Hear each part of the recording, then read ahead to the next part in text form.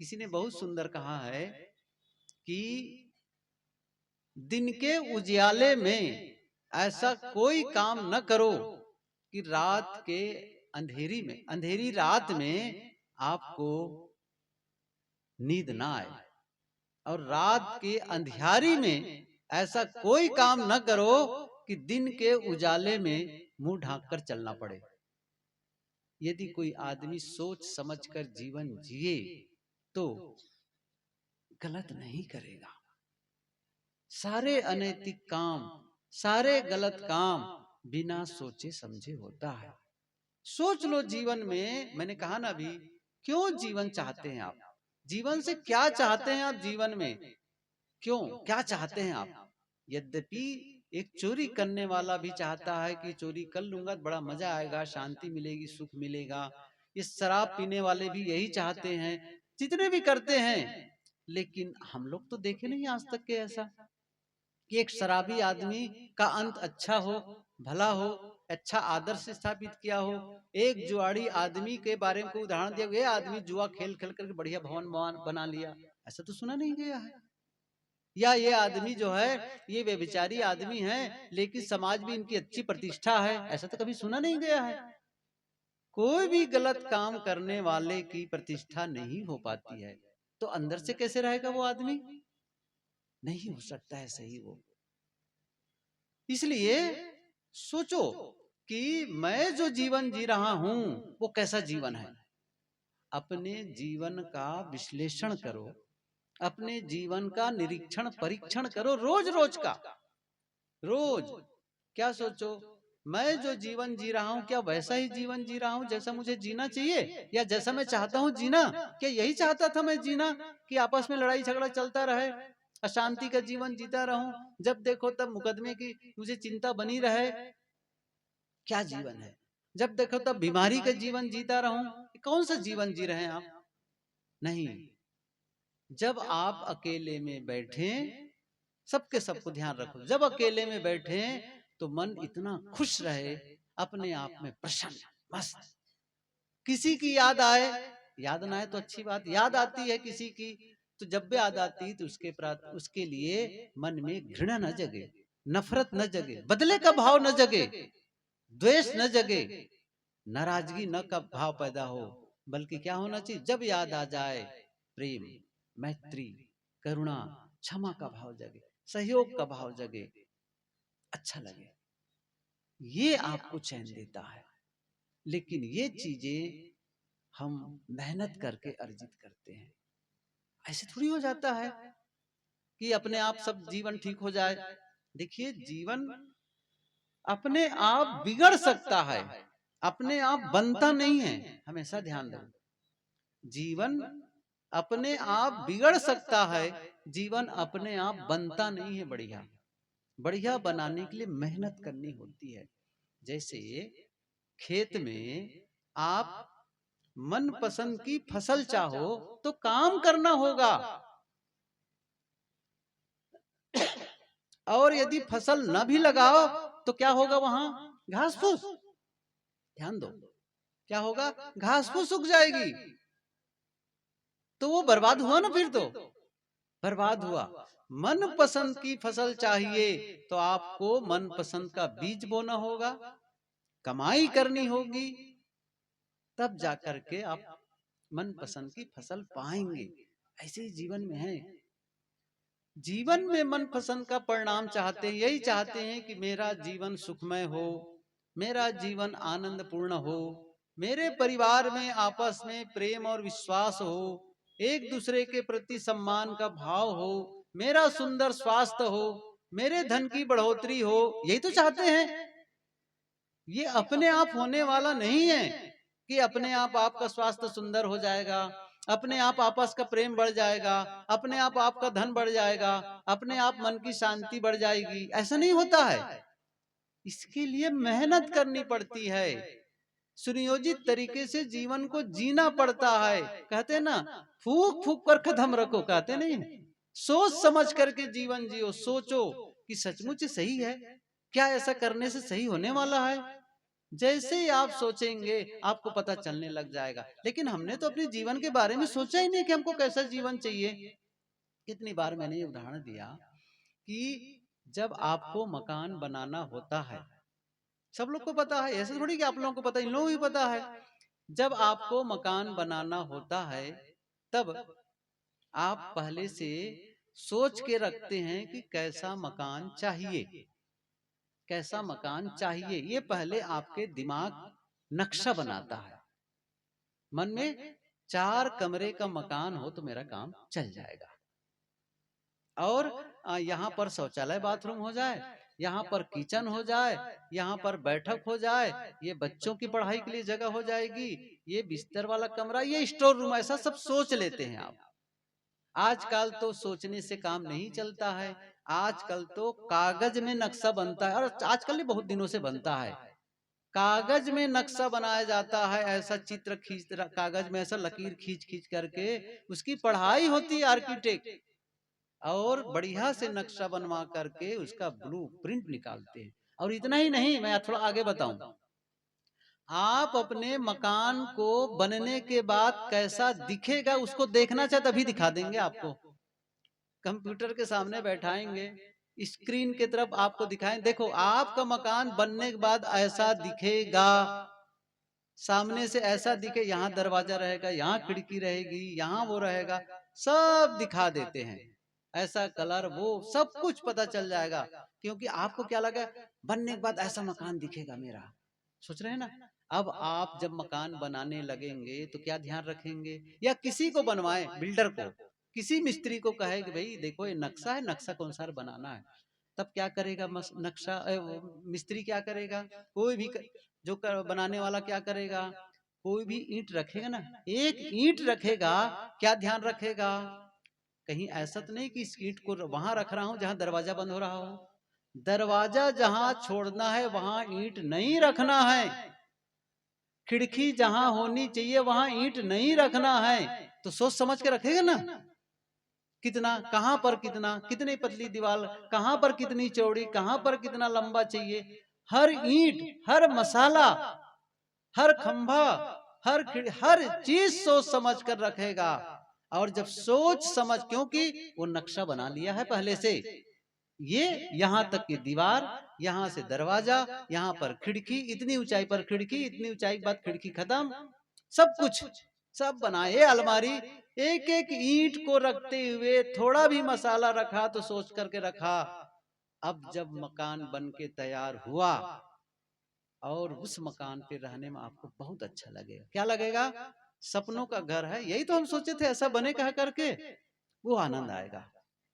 लेकिन आपने बिना सोचे सबसे मकान बना लिया। दरवाजा कैसा है, हर बार सिर झुका के चलो, खिड़की कहाँ रखी जहां से ना हवा आए ना प्रकाश आए, बाथरूम ऐसा बना दिए कि जिसका पानी नहीं निकल रहा है, किचन कैसा है जहां से धुआं नहीं निकल रहा है। जीवन भर पछताएंगे, जीवन भर। लेकिन जो सोच समझ कर मकान बनाएगा उसको रोज मजा आएगा। जीवन को भी ऐसे ही बनाना है, ध्यान दो। ईंट रखने का मतलब हुआ आपको कोई भी काम करते हैं वो ईंट रखना है, कोई भी शब्द बोलते हैं वो ईंट रखना है, कोई भी विचार सोचते हैं वो आपका ईंट रखना है, मसाला रखना है। क्योंकि यही जीवन बनता है, आपका सोचना, आपका बोलना और आपका करना, हमारा सबका, हमारा सोचना, हमारा बोलना, हमारा करना, यही हमारे जीवन को बना रहा है। यदि हमारा सोचना ही गलत है, बोलना गलत है और करना गलत है तो हमारा मकान गलत बन रहा है, जीवन गलत बन रहा है, ध्यान दो हमेशा। यदि हमारा सोचना सही है, सोचना सही है, कल मैंने थोड़ी सी बात कही थी, सोचना सही है इसका क्या अर्थ है, फिर से क्लियर कर दूं। कैसे मानेंगे कि मैं सही सोच रहा हूं, कैसे जानेंगे कि सही बोल रहा हूं, कैसे जानेंगे कि सही कर रहा हूं। जैसे किसी मिस्त्री से कहो, कैसे पता कि तुम्हें यह ईंट ऐसे रखना है, यहाँ पर रखना है, तुम गलत रख रहे हो, नहीं मैं सही रख रहा हूं, क्या प्रमाण है, नक्शा देख लो, सीधी सी बात है, नक्शा देख लो, सही है ना। तो जैसा आपने जीवन बनाना चाहा है या जैसा जीवन चाहते हैं, क्या उसी के अनुरूप सोच रहे हो? क्या उसी के अनुरूप बोल रहे हो? क्या उसी के अनुरूप काम कर रहे हो?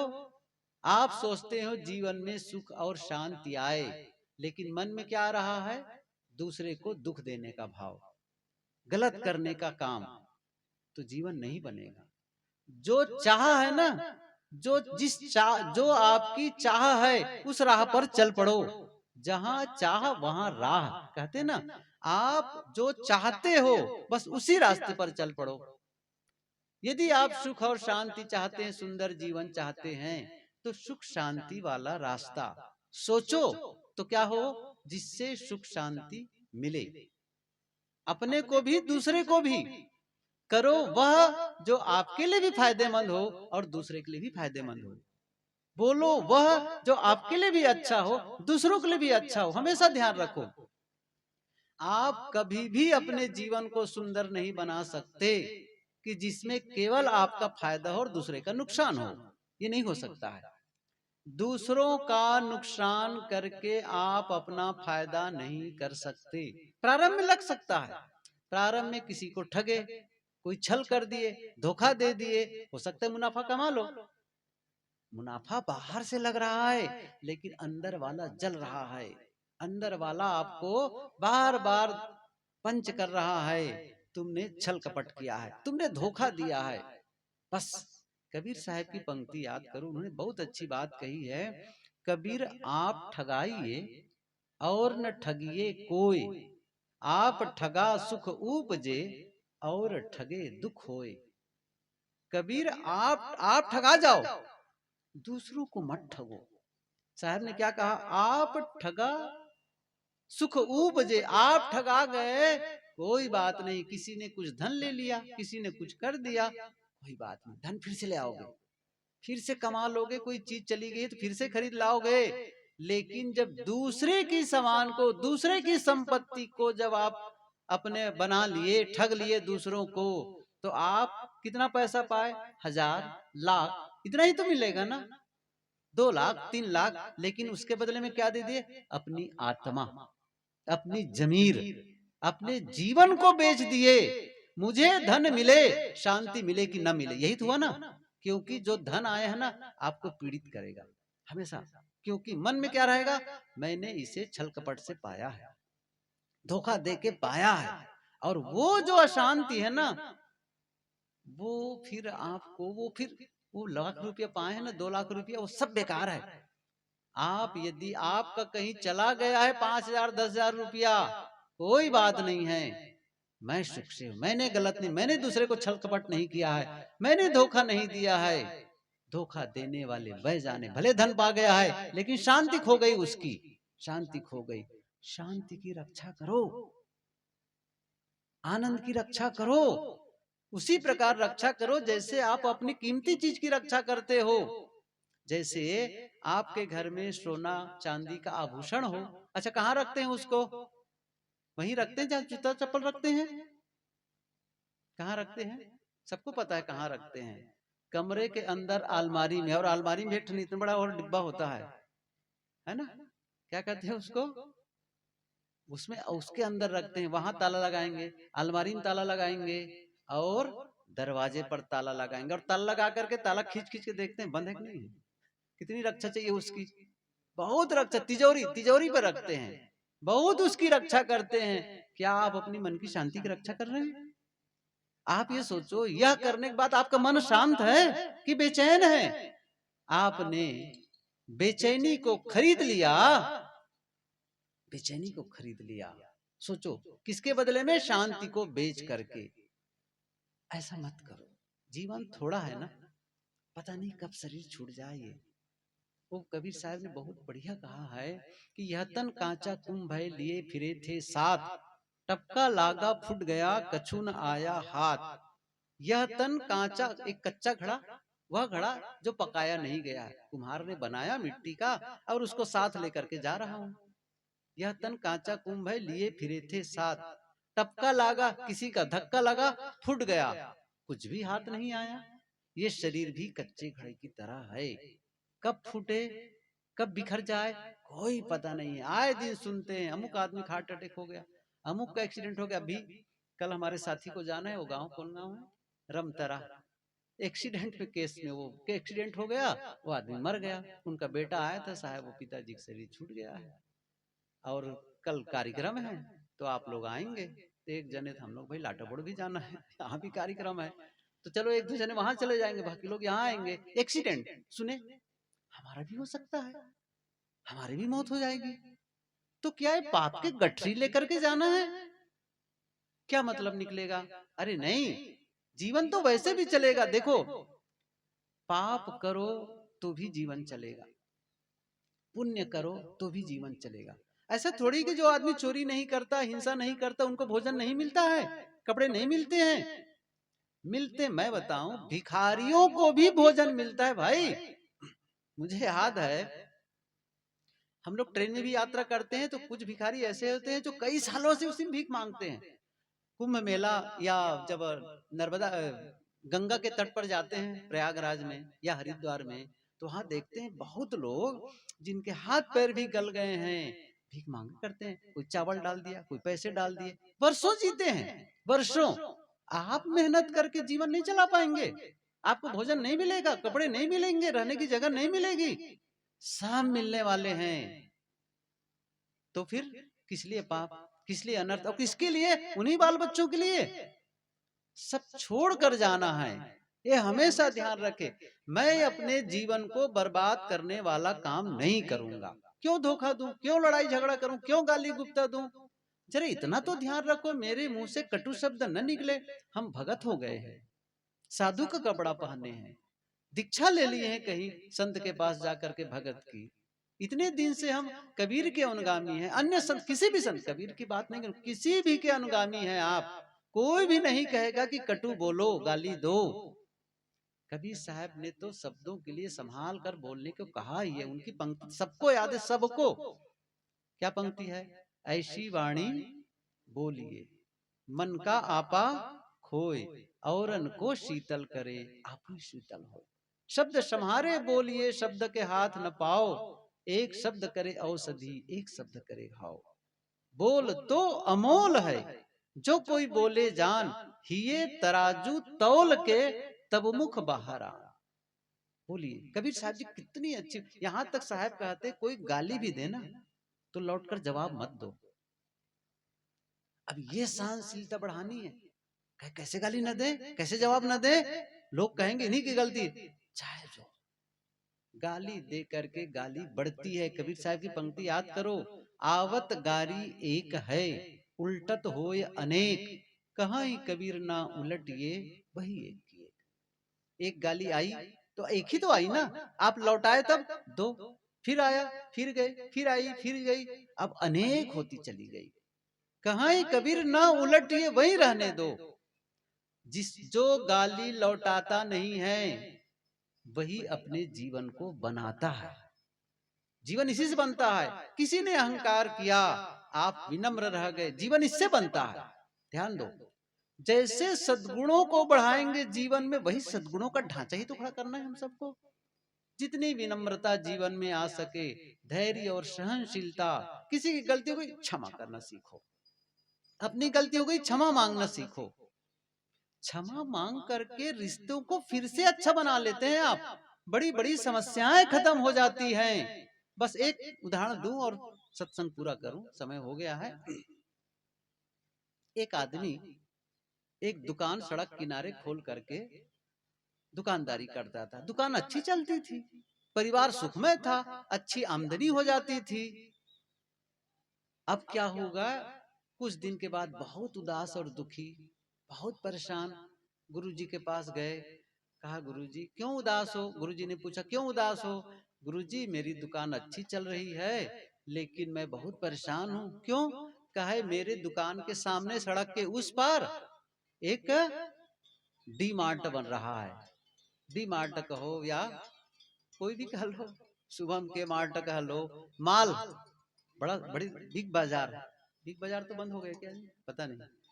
एक बड़ा माल बन रहा है। अब उस वहां खरीदने लोग जाएंगे, मेरी दुकान में कौन आएगा? अब मैं बहुत परेशान हूँ, क्या करूं? तो और कितने दिन से, बहुत दिन से ऐसा हो गया है, इसीलिए आपके पास आया हूं, मैं क्या करूं? गुरु जी ने कहा एक काम करो, तुम बताओ क्या करते हो सुबह से शाम तक, बताओ। कहे सुबह उठता हूँ और फ्रेश होकर के मॉर्निंग वॉक में जाता हूँ। अच्छा ठीक है, एक काम करो, तुम क्षमा साधना करो। क्षमा साधना कैसे करूं? तुम अपनी दुकान से क्षमा मांगना। क्या कहा? अपनी दुकान से क्षमा मांगना। दुकान से क्षमा मांगू? हाँ, दुकान से क्षमा मांगना। पहले कहे कि नहीं, उससे दुकान से क्षमा मांगना। तो कैसे क्षमा मांगू? उसने कहा दुकान के पास जाकर हाथ जोड़ लेना सुबह सुबह और जाकर कहना मुझे क्षमा कर दो, इतने दिन से मेरे जीवन गुजर के लिए व्यवस्था कर रहे थे, आमदनी का स्रोत बने थे, लेकिन कभी भी मैं आपको धन्यवाद नहीं दिया, ये मेरी गलती है, मुझे क्षमा करो, मैं आपको धन्यवाद नहीं दे पाया, क्योंकि आपके ही चलते मेरा जीवन, मेरा परिवार सुखमय चल रहा है। अच्छा ठीक है। फिर उसने क्या कहा? गुरु जी ने काम और करना, वो जो माल बन रहा है ना, उसको भी क्षमा मांगना, उससे भी। माल से क्षमा मांगू? कहे माल से क्षमा इसलिए मांगना, वो उस बड़े मार्केट से क्षमा इसलिए मांग लेना क्योंकि तुमने उसके बारे में बहुत नकारात्मक सोचा है। क्या सोचा है? ये मत बने, ये डिसमिस हो जाए, ये खराब हो जाए, इसका मकान मालिक, बजाय जो माल का मालिक है वो मर जाए, यही सब सोचे होगे, क्षमा मांगो, ये गलती हो गई, ऐसा कहा करके। अच्छा ठीक है। तो वहां गया, अब सुबह यही करने लगा, गुरु जी की आज्ञा हो गई। अब उसने क्या किया? दोनों जगह क्षमा मांगता है, दुकान के सामने जाकर के क्षमा कहता, मुझसे गलती हो गई, मैं आपको धन्यवाद नहीं कहा, मुझे क्षमा करो, और धन्यवाद ज्ञापित करता था। माल जो बन रहा था वहां जाकर के क्षमा मांगने लगा, उसको भी धन्यवाद कहा कि मेरे से गलती हो गई, मैं आपके लिए भला बुरा सोचता रहा, मुझे क्षमा कर दो। ऐसा वो करता चला गया। ऐसे करते करते कुछ दिन, कुछ महीने बीत गए। महीने बीता तो एक दिन वो आदमी गुरुजी के पास आया, इतना खुश, इतना आनंदित, और कहा कि आज तो बड़े खुश हो। हाँ बस बहुत खुश हूँ। क्या हुआ? वो जो माल है ना, उसको चलाने के लिए मुझे दे दिए हैं उसने। अरे ये कैसे हो गया? तब उसने क्या कहा कि सुबह मैं मॉर्निंग वॉक में निकलता था और इस प्रकार क्षमा साधना करता था, तो जो माल बनाने वाला जो मालिक है ना, वो भी सुबह मॉर्निंग वॉक में निकलता। अब चलते चलते बात होने लग गई, आप कौन है, क्या है, कैसे कैसे बातचीत चलने लगी। फिर पूछने लगा कौन सी, कहाँ दुकान है, ये है। अच्छा सुबह क्या कर रहे थे उस समय? हाथ जोड़ करके सब बताया। मैं क्षमा मांग रहा था, गुरु जी ने कहा इसको क्षमा करो, इसको क्षमा मांगो, इससे क्षमा मांगो। तो वो माल का था ना, वो जो बड़ा डी मार्ट वाला जो मालिक है, इतना प्रभावित हुआ और कहा वाह, ऐसा इंसान तो मिलना कठिन है। उसने कहा दुकान चलाने का अनुभव है और मेरे पास तो बहुत सारे इस प्रकार से हैं, मैं कहाँ बैठूंगा। ऐसा करो, यहाँ के मैनेजर तुम ही रहो, तुम ही चलाओ, बस मुझे कुछ इतनी आमदनी चाहिए। इतनी खुशी हुई उनको और कहा अच्छा, ये क्षमा साधना का चमत्कार कैसे हो गया? यदि वो आदमी नफरत करते रहता, गलत विचार करता रहता, तो कभी उसको वो बड़ी दुकान मिलती चलाने को? अशांत और दुखी बना रह जाता। क्षमा करके हम अपने जीवन को कितना सुंदर बना लेते हैं। करके तो देखो दूसरों की गलतियों की क्षमा, अपनी गलती पर क्षमा मांगकर तो देखो। जीवन इसी से बनता है, बदले से नहीं बनता। नफरत और घृणा से जीवन नहीं बनता, उससे बर्बाद होता है।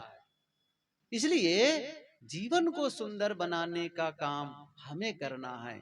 बोलते समय ध्यान दो, कटु शब्द न निकले, अपमानजनक शब्द न निकले, कोई किसी के हिस्सा का मेरे हिस्से में ना आए, वही आए जो मेरे हिस्से का है, मेरे मेहनत और परिश्रम का है। कोई बात नहीं, साधारण भोजन, दाल रोटी खाऊंगा, सब्जी भात खाऊंगा, बस मुझे नहीं चाहिए घी और दूध रोटी और मलाई, लेकिन मैं शांति से सो पाऊंगा। मुझे कीमती कपड़े नहीं चाहिए, जो मिलेंगे मेरे लिए पर्याप्त हैं। क्यों? क्योंकि भीतर से आपने अपने आप की रक्षा की है, शांति की, आत्मा की रक्षा की है। आत्मा को बेच करके आपको, आपने घर को सजाया, आत्मा को बेच करके तन को सजाया। घर भी छूटेंगे, तन भी छूटेंगे, और आप साथ जाएंगे संस्कार। इसलिए उसकी रक्षा करें, यही साधना, यही भजन। अब आप किस पंथ के हैं, राम को मानते हैं, कृष्ण को मानते हैं, कबीर को मानते हैं, ईसा को मानते हैं, मोहम्मद को मानते हैं, शिव को मानते हैं, मानो। क्या आप अपने आप को नहीं मानते हैं? आप है ना महत्वपूर्ण। देखो, राम और कृष्ण को मानने वाले आप, और आप ही गलत हैं तो राम कृष्ण क्या करेंगे? आप सही हो जाएंगे तो सब सफल है, सब सफल। फिर राम की भी भक्ति सफल, कृष्ण की भी भक्ति सफल, कबीर की भी भक्ति सफल। कब? जब आप अच्छा हो गए। और आप गड़बड़ हैं तो किसी की भक्ति आपके जीवन में सफलता लाने वाली नहीं है। और कोई आकर के राम और कृष्ण, ईसा और मोहम्मद, बुद्ध और महावीर, कबीर और जो भी संत का नाम ले लो, कोई भी आपका सहयोगी नहीं होगा जब आपकी पाप की गठरी भरेगी। हमेशा ध्यान दो। आप जानते हैं, साधु के कपड़ा पहनने वाले, साधु के कपड़ा पहने हुए लोग, न उनके रक्षक राम हुए, न उसके अक्षर कृष्ण हुए, न उनके रक्षक प्रधानमंत्री और मुख्यमंत्री हुए, जेल में ठूस दिए गए। कौन रक्षक होगा? कोई नहीं होगा। हमें अपने रक्षक बनना है, अपना रक्षक बनना है। वो क्या है हमारा रक्षक? मेरी विनम्रता, मेरी सहनशीलता, मेरा धैर्य, मेरी ईमानदारी, मेरी सत्यता, सही पथ पर चलना, क्षमा कर देना, क्षमा मांगना, ये सब मेरे रक्षक है, अंग रक्षक है चारों तरफ से। ये जिसके जीवन में है, कहीं भी रहेगा सुख से रहेगा। कितनी बार उदाहरण दिया, इसी महाराष्ट्र गोंदिया की बात है। गोंदिया के पास में रहा, 2 साल पहले की बात है। मैं रहा उस घर में, तो जो छोटा बेटा है वो विदेश मलेशिया रहता है। मिला हूं उनसे, गुजरात में भी उनकी नौकरी थी तो मिलते जुलते थे। तो मिले, तो फिर घर में जब गया तो वहां थे मलेशिया में। घर वाले फोन किए, साहब जी आए हुए हैं, जरा बात कर लो। मैंने कहा हो भाई, कैसे हैं, क्या है? बातचीत हुई, साहब आया था, आपसे मिल नहीं पाया, अब की बार आऊंगा तो मिलना है मुझे। और बातें करते करते कहा, साहब यहाँ, लेकिन घर में जो माता पिता ने या गुरुजनों ने, संतों ने जो मुझे सीख दिए, बड़ा काम आता है। मैंने कहा, सद्गुण पृथ्वी के किसी कोने में चले जाओ, काम आने वाले हैं। किसी कोने में चले जाओ, विनम्रता का महत्व है। किसी कोने में चले जाओ, धैर्य और सहनशीलता का महत्व है, सहयोग का महत्व है, ईमानदारी का महत्व है। पृथ्वी के किसी कोने में चले जाओ, उसका महत्व कभी कम नहीं होने वाला है। ये हमारे जीवन को सुंदर बनाते हैं। क्रोध हमारे जीवन को सुंदर नहीं बनाते, नफरत और घृणा जीवन को सुंदर नहीं बनाते, लड़ाई झगड़ा का काम ये जीवन को सुंदर नहीं बनाते, बर्बाद करने वाली चीजें हैं। छल कपट ये जीवन को सुंदर नहीं बनाते हैं। मेहनत करनी पड़ेगी। और देखो, फिर वही जीवन है आपका, आनंद का मजा आएगा जीवन में। ऐसा लगेगा बहुत अच्छा है, मुझे जीवन जी करके आनंद आ रहा है। आप खुश हो जाएंगे अपने जीवन से, और आपका जीवन सुखमय होगा तो आपके आसपास के लोग, आपके रिश्तेदार लोग आपसे पूछने आएंगे, भैया मुझे भी बताओ कैसे करूं, कैसे सलाह लेने आएंगे। आपके पास रहना पसंद करेंगे, क्योंकि आपके द्वारा शीतलता निकलती है, शांति निकलती है, क्योंकि आपकी भावना अच्छी है। इसलिए हम सबको जीवन को सुंदर बनाना है, सुखमय बनाना है। ये सत्संग का मतलब यही है, जो हमारे जीवन को बताए और जीवन को सही तरीके से जीने की सीख दे। और तब महत्व है जब उन बातों को जीवन का हिस्सा बना लो।